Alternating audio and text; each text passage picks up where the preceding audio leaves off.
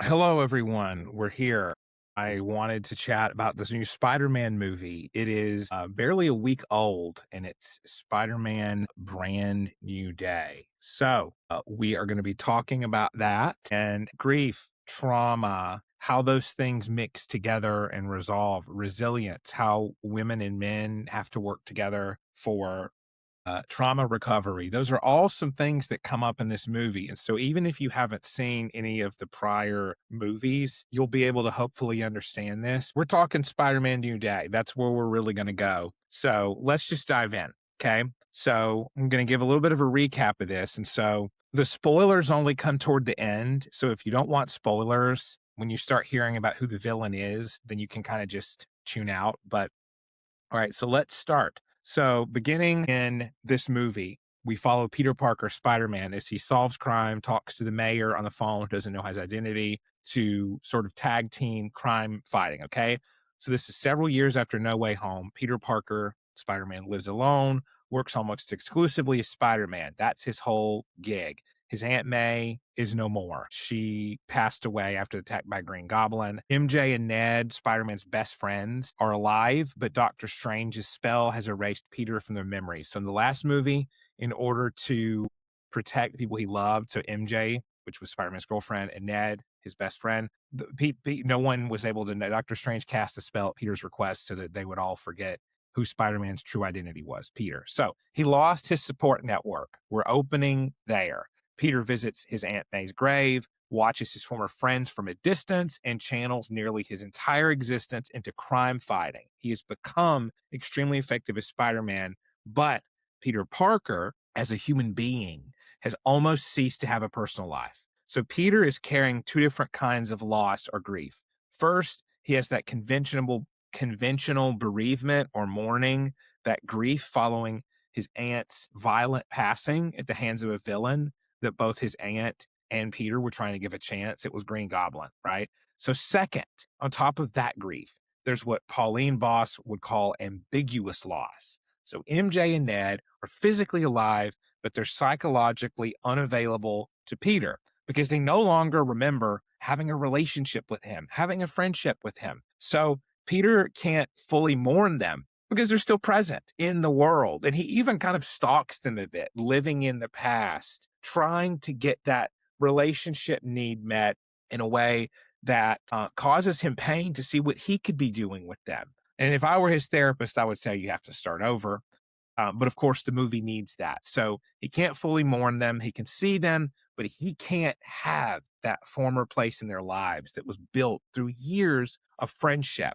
So Spider-Man, Peter Parker's prominent grief features include persistent preoccupation with Aunt May, MJ, and Ned, intense loneliness and social detachment, identity disruption. Without his relationships, he's no longer the same Peter Parker. He doesn't know who he is, right? He's that archetype of the lonely young male in his 20s. He didn't go to MIT where his friends went. He stayed behind, even though he was gifted. He was able to invent so many things as Spider-Man. The web shooters, the technology, the suit. So he crucially he lost his relative that he was close to after already not having Uncle Ben. So he's effectively an orphan, and he lost his friendships. And he's throwing himself into the bat cave, so to speak, the spider cave, you could call it, the spider web, which is a very Batman thing, right? It was interesting to see that because you often know Batman for retreating to the cave. Here, Spider-Man does it. He's isolating. Spider-Man without wit and humor is really not the same hero. It's almost like a modern day Batman who isn't serious or isn't totally immersed in his work. It just doesn't hit right. The nature of Spider-Man is a trickster, talkative, humorous hero who has his spirits high and has some key connections. Even though he loses some, like Gwen Stacy, he gains new ones. But a non-lighthearted Spider-Man is quite the sight. Spiders are, they must be clever. They're not ants. They don't come in a herd usually. They're spinning their own webs. And so a Spider-Man without clever quips or a drive, like an inspiration to keep going, is really untethered to meaning. So he has difficulty reintegrating into ordinary adulthood, didn't have that college path. He doesn't have the mentorship. He has crime fighting. He's a workaholic now. So he has possible survivor guilt and responsibility regarding Aunt May. He feels responsible because he brought these villains from other dimensions in the last movie into his dimension, his world. So he's overcorrecting here. So he has a belief that loving him places other people in danger, that other people loving Spider-Man places them in danger. Let's be honest, that's really something that's founded in truth. He really did go too far in being too publicly available. First, he was doxxed by Mysterio. So essentially, Spider-Man went from being public and being okay with it and then trying to fix things with Doctor Strange to going too far and being too public. And now he's overcorrecting by not being public, by saying, I don't need any corrections. So he goes too far. So his trauma spectrum features, let's go to that now. We just talked about grief. Let's talk about trauma. Emotional constriction, compulsive overfunctioning, threat monitoring, irritability, aggression under stress, avoidance of relational reminders, things that remind him of relationships, and a tendency to experience closeness as dangerous. So with good reason, right? He learned that his career in crime fighting could hurt the people closest to him. So he's going a certain trauma-induced isolation direction with that. So let's talk about his defense mechanisms as we start out. Sublimation. He turns grief and aggression into socially valued heroism. Okay. So Peter is doing what many men do and some women. He's becoming a workaholic and throwing himself into the work. Suppression. He deliberately places his feelings aside to complete his missions. Isolation of affect. So Peter can function around reminders of May without fully entering the emotional experience of it. It's too painful. Avoidance. Peter stays busy so he doesn't have to mourn or risk another relationship ending painfully or someone being hurt by his career. Undoing. Each rescue that Peter embarks on becomes an unconscious attempt to cancel the helplessness and guilt associated with his Aunt May's passing. Now, what's interesting is that also happens with Gwen Stacy, and that's not depicted in this Spider-Man continuity. But in the other one with Andrew Garfield, the passing of Gwen Stacy, Peter's first love, was deeply connected to his desire to recluse, to be reclusive, no pun intended, with like a brown recluse spider. But that guilt charged his later dedication to safety. So omnipotent control. Peter behaves as though he can prevent all future loss by removing himself from everyone's life. That's a godlike maneuver, God complex kind of adjacent there. So splitting and compartmentalization. So Spider-Man becomes a functional, heroic, and needed character, an ego state, right? A heroic ego state with no needs, a savior. Peter Parker dies. Peter Parker passes away. I'll edit that out. Note to self for YouTube reasons. Peter Parker becomes lonely, unwanted, and increasingly disposable. Well, you can't have one without the other, and this movie proves that. So altruistic surrender. Peter gives other people safety and a future while renouncing those things for himself. So he's basically giving up and pivoting into altruism as this sort of defense mechanism to say, I'm only going to live through sacrifice. So Peter's heroism is real. Don't get that wrong. Don't hear what I'm not saying. But the film shows how a genuine virtue can become a defense. He doesn't merely help people because he cares. It's also so that he doesn't have to stop moving. So he can keep spinning a web. So he can keep outrunning grief and trauma. Do you see where I'm going with this? So let's talk about the movie itself. So a series of attacks on the Department of Damage Control in New York introduces an apparent invisible or body-hopping adversary who can move through people's minds and talk to Spider-Man. The attacker moves through other people, including the villain, Scorpion. The attacker moves through other people, including Scorpion, while searching for something called VMAX. Peter begins showing unusually violent, predatory reactions during combat. The friendly neighborhood persona of Spider-Man is still present, but another spider-like self is emerging beneath it. All right. Psychologically, Peter's aggression has ceased to be fully symbolized.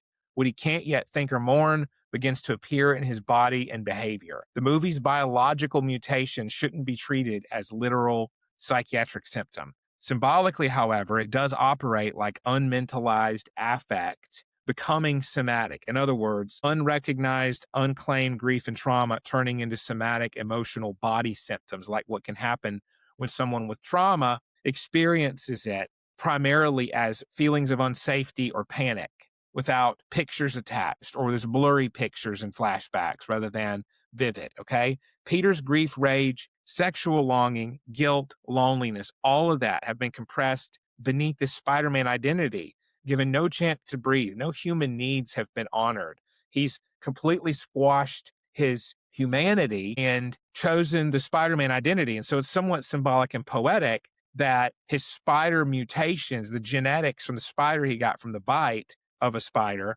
is now becoming dominant, more animalistic identity here versus a human relational identity. Okay. The organism begins expressing what the conscious self has excluded. That's something to keep in mind for trauma symptoms. When you deny them, they come out in other ways, like squeezing a balloon.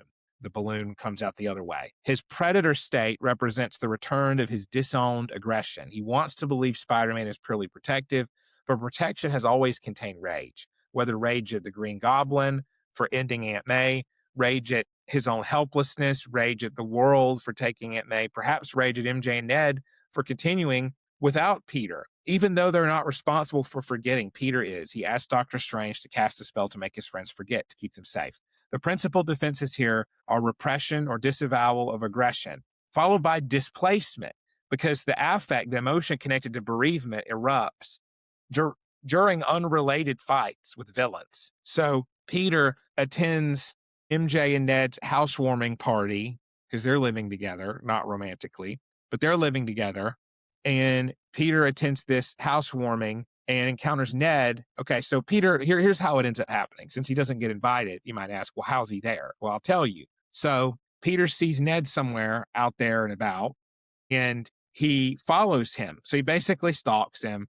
It's a whole thing. Peter encounters Ned, follows him to the apartment and that Ned shares with MJ, because neither remembers Peter and wants to know who he is when he's there.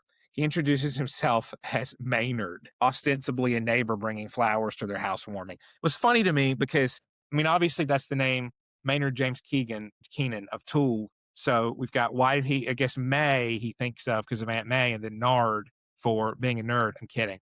For just the male version of that name. I don't know. We could analyze that. What May is on the mind. His grief is on the mind. So Peter discovers that Ned and MJ have built adult lives, living, continuing, going from MIT into the adult world now, because it's been 4 years. It's been the entire college experience here, crucially, from the last movie where Peter was really exiting teen life as a high schooler into college life. And now Peter's a young adult.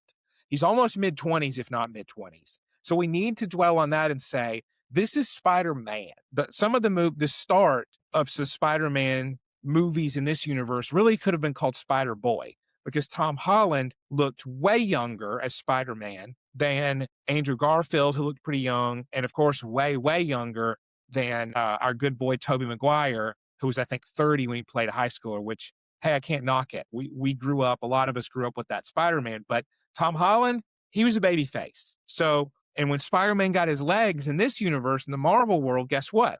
Or excuse me, in this new Sony movie world, Spider-Man was getting help from Iron Man. So he lost that mentorship, though, when Tony Stark passed away during the events of Avengers Endgame. So he's lacking mentorship, and he has for a while in his 20s, which you still need so much mentorship. He has none, right?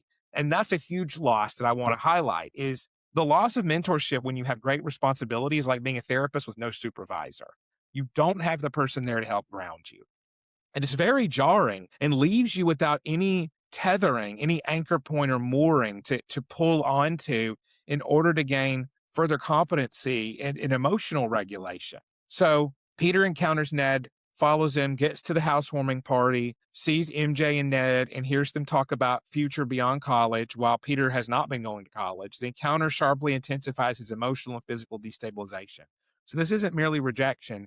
Peter's witnessing people he loves inhabit a world in which his relationship with them never even existed. For grief psychology, that's especially destabilizing because ordinary mourning and grief depends upon shared recognition. Other people knew that the relationship occurred, understand what was lost, and help preserve the losses narrative. And the narrative of what was lost, the good and the bad, the journey. Peter has no social witness. His grief is disenfranchised grief as well as ambiguous. The alias Maynard function as this avoidance mechanism. So Peter approaches his attachment figures without risking any truthful recognition or explaining who he is, because crucially, he has a letter that he keeps unfolding of what he rehearsed to say to MJ to reintroduce himself. And he waited years.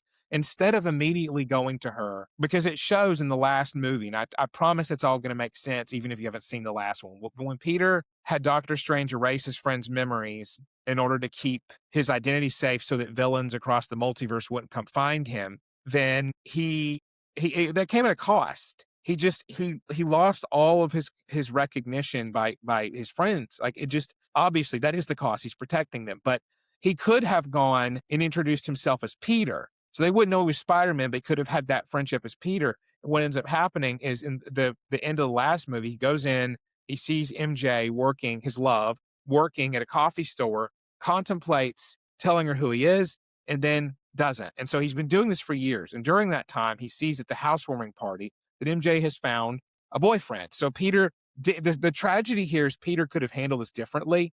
He could have reintroduced himself as Peter, and because no one knew who Spider-Man was. So he had that fresh start. He didn't take it. So compartmentalization, defense. The stranger at the party and the former beloved are psychologically separated. So Peter is now Maynard and not Peter. He is separated. Fantasy, defense. Peter briefly enters their domestic life as though proximity to them might restore some belonging. It's a fantasy. Reaction formation is a defense. He performs politeness and casual friendliness instead of grief, jealousy, and panic. He pivots into the acceptable, which, by the way, pivoting away from self-destruction into heroism and altruism is very similar as well. I'm going to do these things I don't feel like doing and go the complete other way to distract myself. So he also showcases self-effacement. So he accepts being treated as insignificant because claiming his history might endanger his friends. The housewarming scene reveals the limit of Peter's original sacrifice. He protected MJ and Ned from remembering him, right? But he also deprived them of the ability to participate in that decision. He didn't ask them. His self-sacrifice contains love, but also omnipotent control. Peter alone decided what they were allowed to know and what risks they were permitted to take.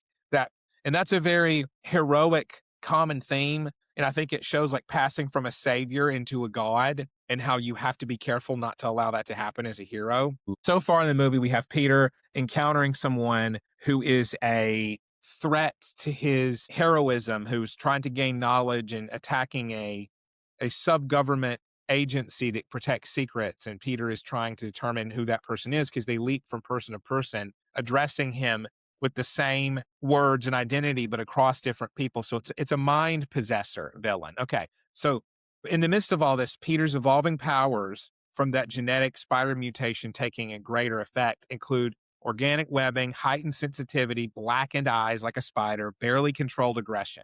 He seeks help by approaching Bruce Banner, who we know is the Hulk, who's now a college professor, by the way.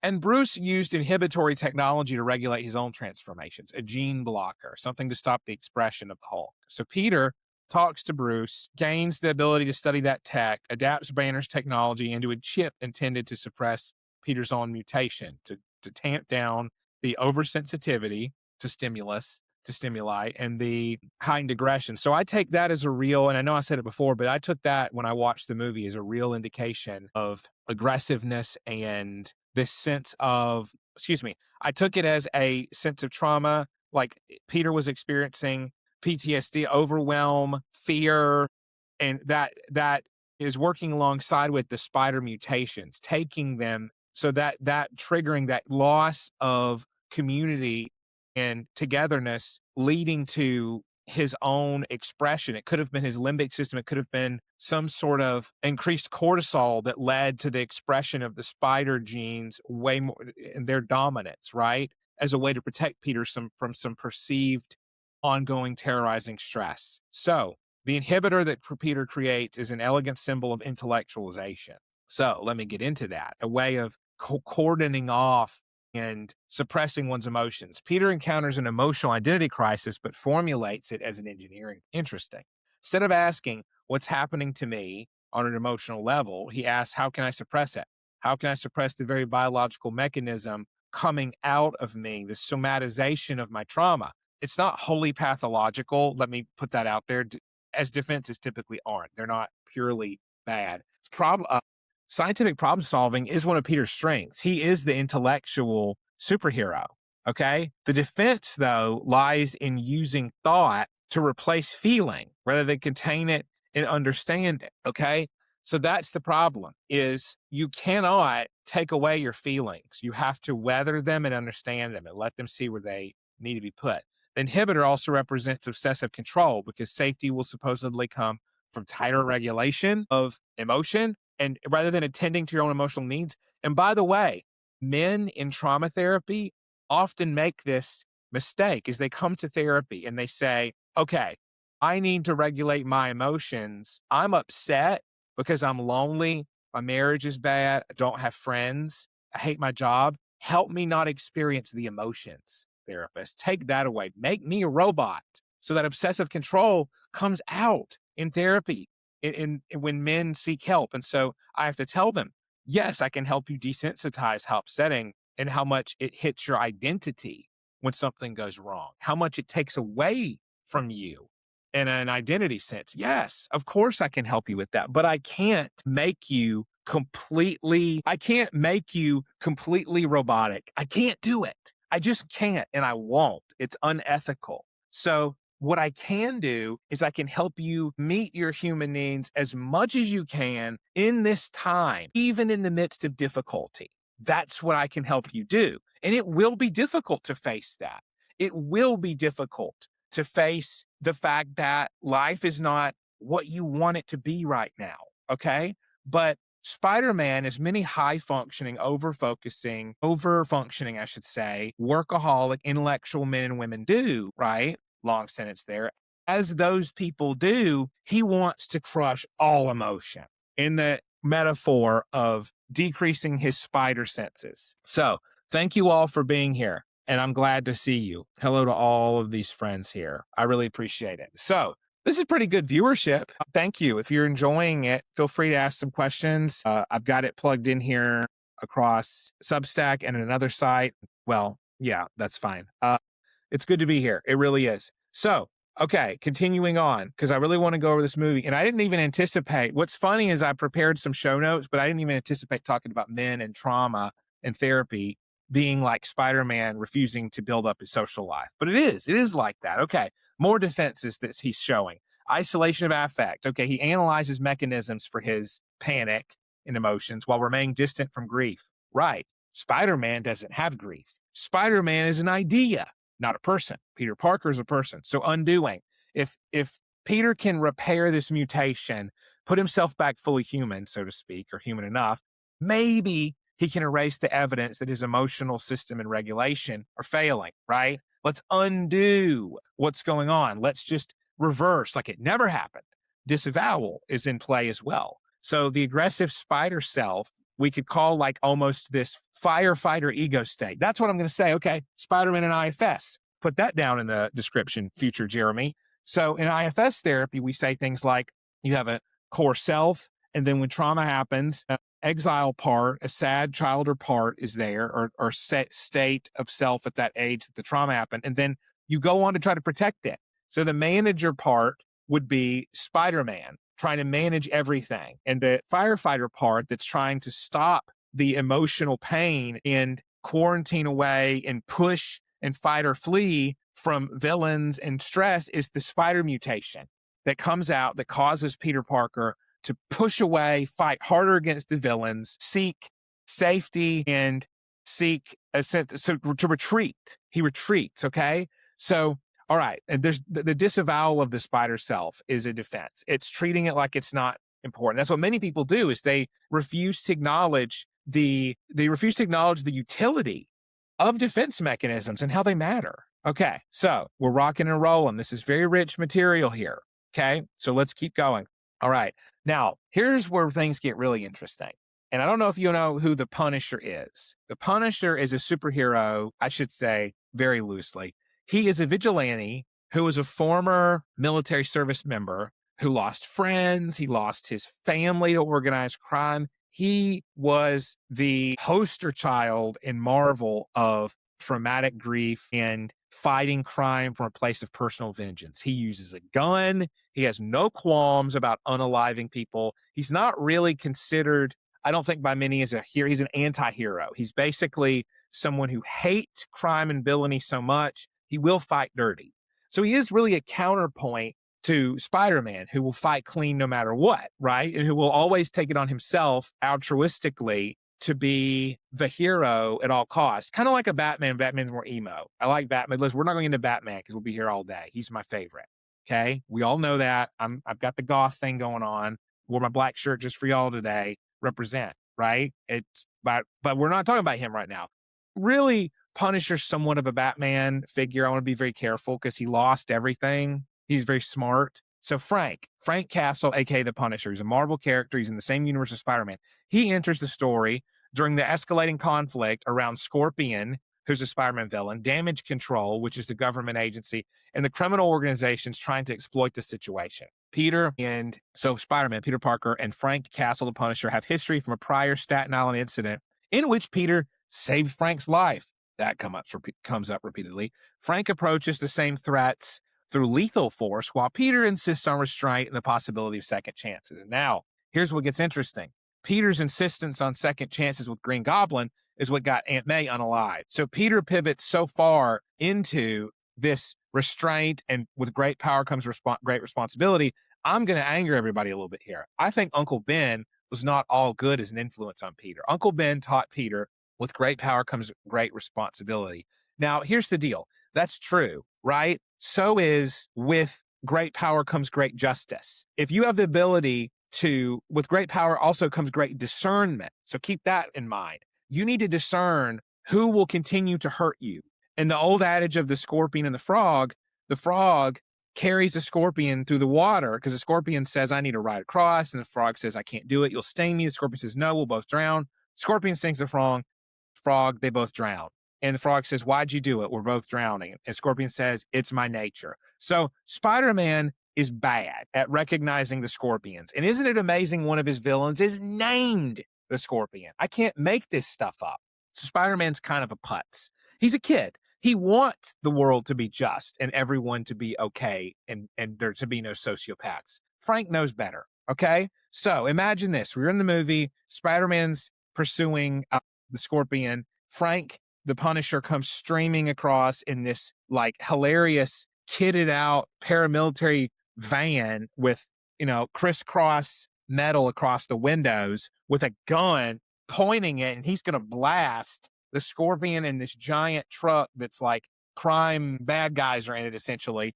Okay. Peter webs the gun away from Punisher. Punisher's got another one. So Frank lives in an isolated, heavily fortified environment surrounded by weapons and reminders of the family he lost. Okay. So I'm transitioning a little bit here. Spider-Man and Punisher work together. They learn to do that. Punisher puts the gun away when the film explicitly positions him as a warning to Peter. Frank is a warning to Peter. Frank has allowed bereavement, violence, and survivor guilt to consume almost every identity, every part of identity he possessed before becoming the Punisher. He tells Peter, you don't want my life. He literally does say that. He says, he lashes out at Peter because Peter talks about not having MJ around and protecting her. And because Frank is a good man, by the way, he's not a villain. I want to be really clear on that. He is morally good. He sees what he's doing is good, which I know villains can do that too, but he acts out of mercy and compassion for Peter instead of like misery loving company saying, yeah, you should be like me, kid. Don't let anybody bog you down. No, Frank says, don't go my direction. I lost my family. What happened to me, I would never want, but it happened and I'm angry and I'm living this life and it's my choice. It's beautiful. Like, you have to see this movie. The depiction of an older, cynical man trying to speak to a younger man who is now skeptical and hurting. So Frank's established history is one of violent, traumatic bereavement. His wife and children were murdered, after which the former Marine reorganized his entire life around violent punishment. That's a mouthful. So the Punisher reorganized his entire life around violent punishment as a way to undo what was done. It's repetition compulsion. He wants to, if you want me and I will do it, I will, don't threaten me with a good time. I will psychoanalyze the Punisher. Now, if he were here with me right now, we'd probably be having cigars, having a conversation about grief. I'd let him put his feet on my couch here and curse because I'm that kind of therapist. I'm not a weak therapist, and I'm not going to speak in a whisper tone. I'm not going to put on a fake voice. I'm going to be me. I'm going to be the therapist that people of any background could come to. I've worked with CEOs. I've worked with people who don't have jobs. So that's one thing. We need some therapists out there. By the way, that could get dirty. And I don't mean unethical, but can get dirty hearing the stuff that first responders and real, authentic human beings deal with. I'm tired of therapy getting this reputation of this namby-pamby bullcrap where you talk about something mild and then you bill insurance for that. That's borderline fraud. Sometimes it is fraud. I can't believe it. Therapy has a goal. Okay. So done with that tangent, but we're gathering viewers here. Happy to see it. If you got questions, put them in the box. You want to talk, you think I should address something about the movie, be my guest. Okay. So here we go. We're getting into it.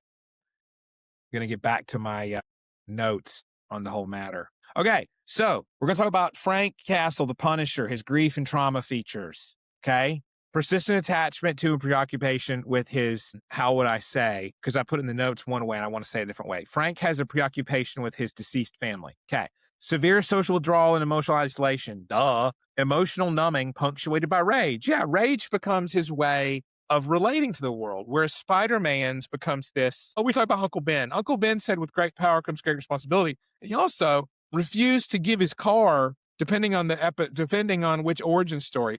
He wouldn't give his car up or his wallet up to a robber. Said like, oh, you're doing the wrong thing, son. And was unalived. Like, you don't care enough about your nephew, future Spider-Man, and your wife, Aunt May, to just give the wallet. I'm not saying the robber was right. Exactly the opposite. But Uncle Ben was kind of a sanctimonious boomer. I mean, and I could get some hate for this, but that's good for views. Uncle Ben was really annoying. He had this hang up. He was kind of a messed up symbol of everything wrong with boomer culture, right? He's going to lecture you about something. And meanwhile, in a moment where he could have just escaped his car with his life, he argued. Like, thank you. So Uncle Ben taught Peter to have this over-functioning, unbelievable sense of obligation and almost guilt. So Peter, and by the way, I didn't put this in here earlier. So Spider-Man's dealing with threefold guilt. First of all, Uncle Ben passed away. Second of all, Aunt May. Third of all, his friends are alive but don't know him and almost could have passed away because they knew him and the villains were coming after him when connected to Peter. So Peter's got a lot of guilt. And he doesn't need to because he's doing a net positive for the world. You know what? Okay, so let's get back into Frank Castle Punisher. Emotional numbing punctuated by rage. Hypervigilance and constant tactical preparation. Let's talk about how the military needs that. You need that when you're deployed. You can't be doing a sitting circle, a knitting circle, talking about your feelings when you're in the middle of enemy territory. Fully get that as a therapist. I'm not naive. However, when you're back home, trying to live life, trying to plan your next steps, you can't think you're in foreign enemy territory. You just can't keep functioning that way. There's a time and place. A foreshortened future. Frank does not imagine a life beyond punishment, beyond being the Punisher. He has survivor guilt. He has identity disruption. So complete that his identity as Frank Castle has largely been replaced by the Punisher. He has repetitive exposure to violence, inability to tolerate helplessness at all. So very strained masculine sense of protection. He leans into protection and rage. Spider-Man was known for being a hero who laughed and scoffed at danger and was affable and capable of being the fun teenager and young adult man, depending on which movie it was, underneath the mask. Frank, he is vengeance with a skull painted on the front. Okay, conversion of grief into permanent mission. Yeah, I mean, that's a look into Peter's future. If your grief becomes a permanent mission to distract you, okay, you can't stop moving. You have to go, la, la, la, I'm not listening, grief. I'm going to keep moving. That's a problem. That takes away. We are all a deck of cards. And in that deck, there are many roles and many different suites, but every card has a role. Every suit, there's a suit. There's a number. There's different cards for different situations. And a different assortment of cards together means you win or lose. So you can't have a deck of cards without all of them there, right? You got to play 52 pickup. So why am I saying that? Because it's fine to have a mission. It's fine if a few of your cards are mission and work cards, but you need some fun cards in there. Otherwise, you're not playing with the full deck. Isn't that funny? Isn't that funny how I can use an old adage that way? There must be some truth to it. Okay, so Frank's most important defense mechanisms are acting out. His pain is discharged through violent behavior before it can become reflective thought. He has isolation of affect, so he can discuss death, weapons, danger, anything related to punishment and mission without visibly inhabiting that grief. or any kind of no emotion to any situation, whether it's past or whether it's a future or present mission. Identification with aggressor. Okay, so this is what I want to talk about. Having been injured by lethal violence himself, he becomes the most lethal person in the room. Now, see, that's what Spider-Man doesn't do. Spider-Man has always disidentified with the aggressor. He's always sought to be the bigger person. And so is Batman, to give another Batman shout out. He decided no guns, right? Displacement. Rage originating in the unaliving of Frank Castle's family expands into a generalized war against criminals. Splitting. So in Frank's world, people are organized into either innocent victims or irredeemable perpetrators. So there's little room for ambivalence, change, or any kind of complexity at all. So omnipotent control comes up too. Weapons, traps, surveillance, tactical dominance, defend against Frank ever feeling helpless again. And that goes along with identification with the aggressor. Denial of dependency. So this is one, again, for men in therapy. Frank behaves as though needing or loving another person would be intolerably dangerous. Now, I'm going to say this. In the movie The Northman, the character, the prince who is avenging his father, doesn't get much more heavy metal than that. That prince needs help. He meets a witch who joins him in his mission, masculine and feminine together, strength and cunning together. You don't get much more metal and masculine in the movie The Northman, and interdependency is in that movie. And it's one of the better movies I've ever seen that shows female and male togetherness, by the way. If you can stomach the violence, which if you watch my channel here, we're going to talk about it.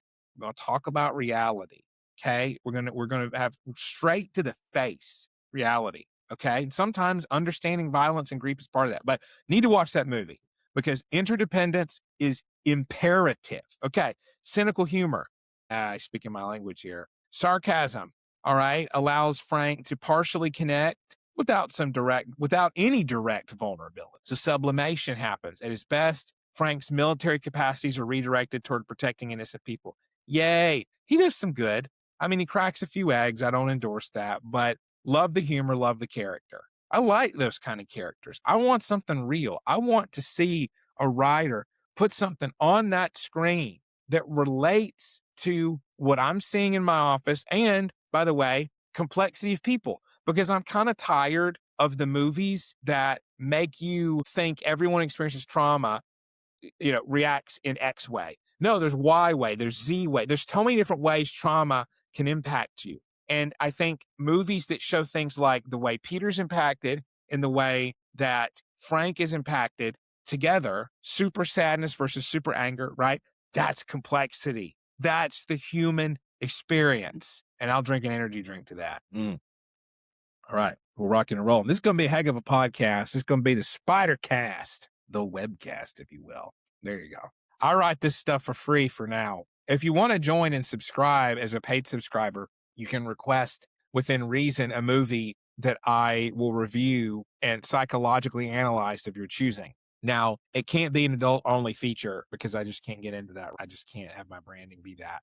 I prefer it's not a rom-com as well, so I don't like that. I don't want to talk about that. But it can be suspense. It can be a lot. So anyway, Jean Grey. Now let's get into this. So, all right, spoilers. If you're going to see the movie and you haven't yet, sorry, mute this, log off, whatever. I care about you enough to say that. Now, ready? Okay, spoiler warning was dispensed. Peter gradually identifies the body-hopping consciousness as Jean Grey. He finds out who it is. He gets a picture of her. He scans it. He gets some information on who it is. Bada bang, and my jaw dropped because I'd managed to avoid spoilers, thank God, because they'd been out there. So Jean Grey, for those of you who don't know, and apparently some of it was people in the theater, Jean Grey is a mutant from the X-Men world. Okay, now, this is interesting. I don't know if you know X-Men movies, people out there, but that is a big deal that Spider-Man's crossing over because, by the way, Spider-Man is a sort of like acquired mutant. He wasn't born with a genetic mutation. Mutants in the X-Men world are born with a mutation, the X gene. So the X-Men in the movies are born with a mutation that expresses a certain power. Spider-Man got bitten by a radioactive spider and became Spider-Man. So he, in his teen years, he lived his whole life until teen years without becoming essentially a mutant. So he has some kinship with them. And we'll talk about it. But this blew me away and I loved it. I was satisfied with that because I think because it's all Marvel all the way down. We should connect those movies together. They should be connected. They are. So let's talk about it. Let's get further into it.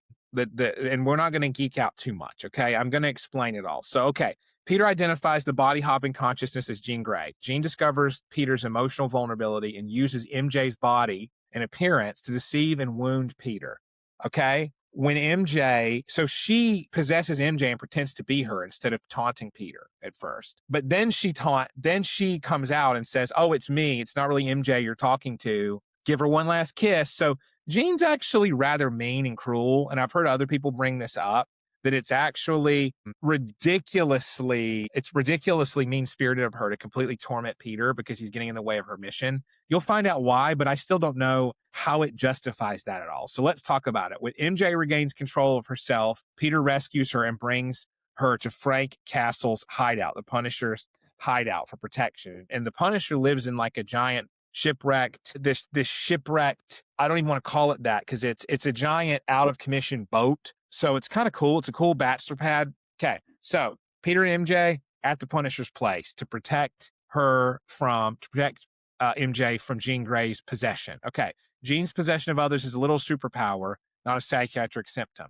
So, okay, psychoanalytically, though, it symbolizes several defenses. So let me be clear here. Jean Grey is a mutant telepath from the X-Men series, the second most powerful one apart from Professor X. Okay, now we're clear. Here's the psychoanalytics of it. Jean Grey has omnipotent control because she eliminates helplessness by taking control of other minds and bodies. Projective identification. She forces other people to carry and enact her aggression, desperation, and terror. That's really interesting to think about. That goes along with BPD very often in personality disorders. And Jean does behave in that way in this movie, not at all rude against people with BPD, but she behaves in ways where, you're for me or against me, splitting. Identification with the aggressor. So damage controls violated mutant bodies and treated them as instruments. That's a big twist, is that this company that Peter was helping that said, "Oh, we just want to help create weapons and we want to create applications for these extraordinary people where we can use them for the government in a way that's really awesome." They're villainous. They're torturing kids to get their superpowers and to weaponize them. Jean retaliates by violating other people's bodies and treating other people as instruments. In return, acting out. Grief is enacted interpersonally rather than experienced symbolically. Okay, so she lashes out, and so here's the deal.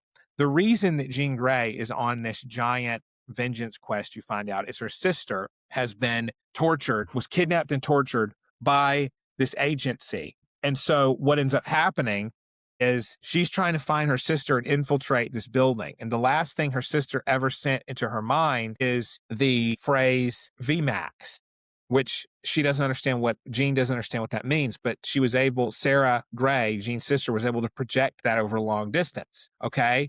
And say, okay, this is what to look for, Jean, whatever, like to come help me. So very sad stuff. But the torture, the kidnapping and torture of Jean's sister, Sarah, is what really kicks off Jean's villain arc of trying to go find people at damage control. Okay, so now we're clear. So acting out, okay, we talked about that rationalization. The necessity of rescuing or avenging her sister, Sarah, is used to justify coercion and collateral harm. Got it. Repetition compulsion. Jean reproduces the structure of her own trauma. Okay. Having experienced invasion, control, and objectification, she invades, controls, and objectifies others. So she's fighting fire with fire. Her attack on MJ is especially important. Jean intuitively recognizes that Peter's deepest vulnerability is not physical injury, but attachment. Okay. Which Peter already knows. She enters the place where Peter's grief is most clear, most apparent. The person he loved the most. Okay, here we go. MJ finds Peter's letter to her that he kept rehearsing and refuses to inherit a love she can't remember. Very important. At Frank's hideout, MJ finds the letter Peter once intended to give her, explaining their erased, forgotten relationship. Peter tells her about the spell cast by Doctor Strange, tells her about Aunt May's passing and the decision to stay away from the people he loved. He says he still loves her, but MJ responds she doesn't remember loving him and so can't simply resume the relationship built on feelings she no longer has. This is arguably Peter's most psychologically painful scene because it transforms ambiguous loss into that explicit relational reality. MJ does not maliciously reject Peter. She just recognizes that Peter's memories are real, while also asserting that his emotional history that he still remembers can't obligate her present self when she has a boyfriend and a life that she's built up in that time that Peter refused to come forward and tell her who he was. And so what's the tragic part of all this is she reacts so maturely to him sharing this stuff, and she believes it. Now, in the world, it's tough to remember this, but in the world of Marvel, aliens have attacked the planet publicly, and people know about their existence now. Supervillains regularly make their appearances known and do things that are bizarre. So what was so tragic is Peter believing that it's so far-fetched to say, hey, your mind was wiped, my name's Peter. It wasn't that far-fetched. His pain and avoidance got in the way. And now it's been too long and it's too late because MJ has built up another life. Okay, Peter experiences the loss of conscious recognition that factual disclosure cannot automatically restore intimacy. So basically, Peter recognizes that MJ can know who he is, but doesn't restore everything because the emotions aren't there, the memories aren't there. So he experienced a withdrawal. He's prepared to disappear again rather than tolerate uncertain relationship. Okay. He tries to remain composed while hearing that the person he loves does not love him. So there's suppression. He altruistically surrenders. He frames permanent loneliness as the price of keeping MJ safe. So he still assumes he must determine the acceptable level of risk for everyone, though, which is that omnipotent control. He idealizes sacrifice. Suffering alone becomes proof of moral goodness. I think that's a big Spider-Man hallmark put in place by Uncle Ben as the superego. Defensive pessimism. If Spider-Man assumes reconnection is impossible, he can't be surprised by another loss. He's prepared, okay? So importantly, MJ's boundary is not necessarily a defense. It is also reality testing. She refuses both cruelty and false reunion. Okay, so let's unpack that. So, big fan of the display of ego defenses here. So she recognizes Peter's pain without pretending to possess memories she does not have. Frank later provides the counterpoint. He makes it clear that were his own loved ones still alive, he would not voluntarily abandon them. And that's what I spoke about earlier when the Punisher said to not live like him. Punisher lost literally. It was real, profound grief, not ambiguous loss. And they're both, let me be very clear, ambiguous loss is still terrorizing. It's different. Peter's self-erasure begins to look less like pure heroism and more like trauma-driven avoidance. That's the tipping point in the movie, is you get to see, this is very important, Peter's avoidance goes from being seen as necessary in the movie to being seen as overplayed. During the fight against Jean Grey, when she's still trying to obliterate the people at Damage Control to free her sister, Jean attacks Damage Control while searching for VMAX, possessing whatever it is, the only phrase she has from her sister that was telepathically sent to Jean. Okay. Jean possesses Bruce Banner, the Hulk, and later Frank to try to thwart Spider-Man with them. Peter deploys this universal inhibitor he developed from Banner's technology and temporarily suppresses Jean's abilities. She gets knocked out. So before losing consciousness, Jean says the name Sarah. Damage Control Director Bill Metzger gives Peter a descriptive explanation intended to conceal the organization's involvement. Okay, so at this point, each major character in the film is defending against trauma through control. So Peter controls biology through the inhibitor of mutant powers, okay, of Jean's mutant powers. And Peter controls his own biology through inhibiting it with a gene editor. Jean controls people's minds and bodies. Frank controls danger through firepower. Metzger, the director of Damage Control, the contracting organization that's hurting mutants and people with powers, Metzger controls difference through imprisonment, experimentation, and propaganda. Peter's mistake is clinically recognizable. Because Jean is dangerous, he assumes Damage Control must be safe. This is splitting under pressure. Threat and protector, monster and authority, okay? Patient and containment system. His inhibitor suppresses the symptom, but the problem is that it doesn't allow him to understand the full story going on. He suppresses his emotional dysregulation, but does not increase his discernment. That becomes one of the film's strongest clinical metaphors. Behavior that looks irrational or monstrous may remain unintelligible until its traumatic context becomes known. Okay? Crucially, that doesn't excuse responsibility. We just have to understand what's happening before we can change it. VMAX reveals Sarah's death. VMAX reveals Sarah's unaliving and collapses Jean's defensive world. Okay, so Peter and his allies discover that Sarah Gray was Jean Grey's sister. After their mother abandoned them both because they were mutants, Sarah was abducted by Damage Control. Metzger's organization subjected her to experimentation designed to force and map her psychic abilities for material gain. She passed away in the same chair in which Jean is later imprisoned. VMAX, the last telepathic communication Jean received from Sarah, was actually Sarah's partial perception of the word vent max on a nearby vent. sent in a time of panic to Sarah for Sarah to know what was in the room. So it was not even a big deal. It was built up as this big top secret thing, but it was just the lettering on an event that Sarah had looked up at before passing. Jean has therefore been operating inside ambiguous loss. She knows Sarah has disappeared and receives a cryptic final communication, but doesn't possess a coherent account of what happened. Jean's violent search is partly an inability to relinquish the possibility that Sarah can still be rescued. It's, in other words, denial. When Jean finally understands that Sarah has passed away, the rescue fantasy collapses. Grief becomes traumatic certainty. So Jean displays persistent searching and preoccupation, separation distress, abandonment terror, intense anger and bitterness, loss of basic trust in caregivers or institutions, which crucially makes her a lot angrier and dangerous and hate-filled than Spider-Man, who even had he had an Aunt May and Uncle Ben. Jean has just had a terrible orphan run. So she has hypervigilance, intrusive fixation upon the fragment of VMAX, emotional flooding, revenge ideation, a belief that ordinary relationships in a normal future are both impossible. Profound loneliness and identity disruption. A collapse in meaning. Being special has come to signify being targeted, abandoned, and exploited. Because Jean learns the full truth during the film, it would be inaccurate to diagnose prolonged grief disorder from these scenes alone. Her presentation is better described as acute traumatic grief, layered upon abandonment and captivity trauma. Okay? Prolonged grief disorder requires longer and longer awareness of the loss. So, and grieving longer than is culturally prescribed. Well, basically what that means is you can't go on at all, even in grief. When she cyclically freezes large parts of the city out of her grief, the film gives traumatic grief a visual form. The world stops because Jean's internal world has stopped. So for her, it's just mutants can make it really stop. Her defenses intensify her acting out, her displacement. Okay, so let's talk about Peter integrating his divided identity and entering Jean's grief. So during the final confrontation, where Peter finds her being tormented by damage control, Peter comes to try to help. So during the final confrontation, Peter removes his own inhibitor. Jean challenges him to decide whether he's Peter Parker or Spider-Man. Peter answers that he's both. He accepts his evolved abilities without surrendering moral agency, restraining rather than unaliving the people attacking him. So this is the culmination of Peter's internal arc. He doesn't defeat the aggressive self by amputating it, he integrates it. And that's all good parts work, by the way, does that. All good parts work integrates the problem states that we have. In psychoanalytic terms, Peter moves from a split psychic structure toward whole object integration.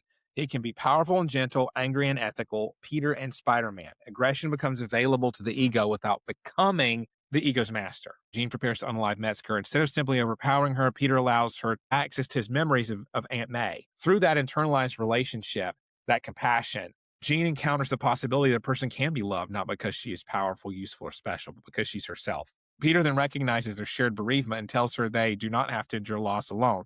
Now, here's what's interesting. This movie will relate to people who are loved for being extremely functional, overfunctional, who want to be loved for more than a role. They want to be loved for who they are, all their quirks. So Spider-Man allows Jean to see that's possible.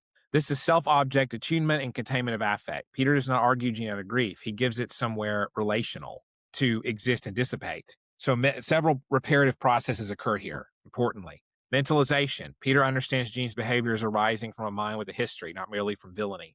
Identification without merger. He identifies their shared loss while preserving moral difference. Introjection of a good object. Jean temporarily internalizes the loving, non-exploitative maternal function represented by May. Affect containment. Peter remains emotionally present without retaliating or fleeing. Mourning. Jean begins relinquishing the fantasy that unaliving Metzger will restore Sarah. Affiliation. Both characters move from solitary suffering toward relationship. Okay, so here's where things get even dicier. And we're getting toward the end here. Frank Castle, remember him, has come with Peter to help take down damage control. Okay, so Frank has fired a shot at Jean from a sniper rifle. Peter senses the bullet and places himself between them, sustaining a near-fatal wound. Frank immediately recognizes what he's done and carries Peter to the hospital. Frank's bullet is the final expression of acting before thinking.